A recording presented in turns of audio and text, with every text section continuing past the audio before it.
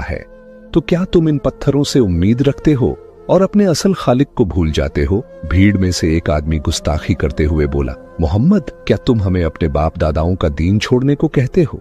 ये बुत तो हमारी सदियों की विरासत है, इन्हीं ने हमें बचाया है। एक और औरत गुस्से में बोली, ये बुत हमारी हिफाजत करते आए हैं, हम इन्हें कैसे छोड़ दें? मगर कुछ सादा दिल लोग जब आपकी बातें सुनते तो उनके दिल कांप उठते। उन्हें महसूस होता कि ये अल्फाज इंसानी नहीं बल्कि अल्लाह की तरफ से है। उनकी आंखों से पर्दे हटने लगते। आप सल्लल्लाहु अलैहि वसल्लम ने नरमी से कहा, मैं तुमसे न कोई दौलत मांगता हूँ, न किसी तरह का इनाम चाहता हूँ। मेरा काम सिर्फ यह है कि अल्लाह का पैगाम तुम तक पहुँचा दूं। जो इस दीन को कबूल करेगा उसके लिए दुनिया और आखिरत की कामयाबी है। भीड़ में खुसर पुसर होने लगी। एक नौजवान बोला, इनकी बातें दिल को छू जाती हैं, ये झूठे नहीं हो सकते। मगर उसके बाप ने उसे डांट दिया, चुप रह, मोहम्मद के जादू में मत आ। यह सुनकर हुजूर सल्लल्लाहु अलैहि वसल्लम ने बड़ी हिकमत और मुलायम लहजे में फरमाया, मैं तुम्हें मजबूर नहीं करता, हिदायत सिर्फ अल्लाह के हाथ में है। मगर सोचो, जब तुम यहाँ आकर इन पत्थरों से दुआ करते हो और जवाब नहीं मिलता तो क्यों नहीं उस अल्लाह से मांगते जिसने तुम्हें पैदा किया? लोग फिर चुप हो गए। उनकी आंखों में सवाल था, दिलों में हलचल थी।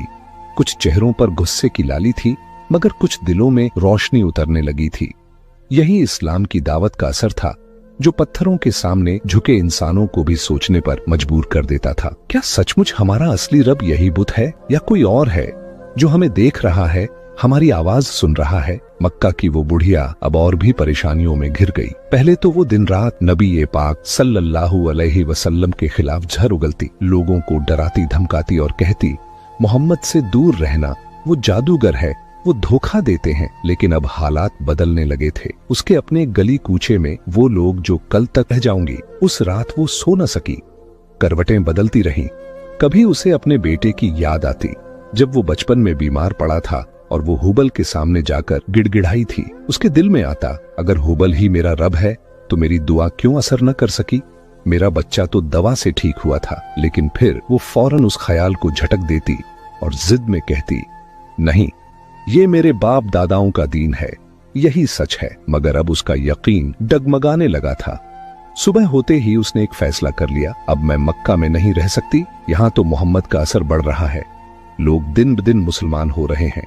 अगर मैं यहीं रही तो शायद एक दिन मैं भी उनकी बातों में आ जाऊंगी। बेहतर यही है कि मैं यह शहर छोड़ दूं, कहीं और चली जाऊं जहां लोग अब भी अपने बुतों को मानते हैं। यही सोचकर बुढ़िया ने अपना सामान बांधना शुरू किया, मगर दिल में एक अजीब सा बोझ था।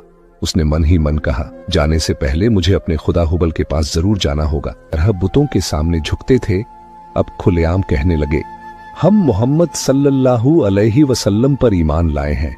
हम उस अल्लाह को मानते हैं जो नजर तो नहीं आता मगर सबको देखता है, सबकी सुनता है। ये सुन सुनकर बुढ़िया का दिल कांप उठता। उसे महसूस होता कि उसका अकेलापन बढ़ रहा है।